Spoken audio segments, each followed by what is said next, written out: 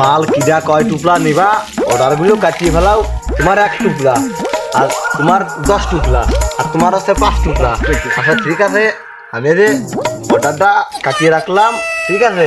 কালকে এমন সময় এই জায়গায় এসে মাল আমি হোম ডেলিভারি চার্জ ছাড়া দিই নি, অনলি ফর ইউ। মানে এইসব মাল শুধু আমার কাছেই পাবা।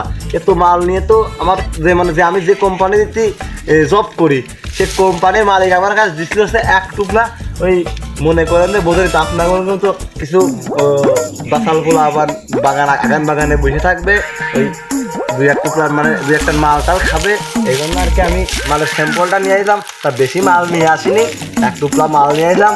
তাই ভাই যেহেতু 1 টুকরা মাল নিতে আছে ভাই, আমি 1 স্টিক খাইছি আর 1 টুকরা মাল আছে, এটা আপনি রাখেন, ঠিক আছে।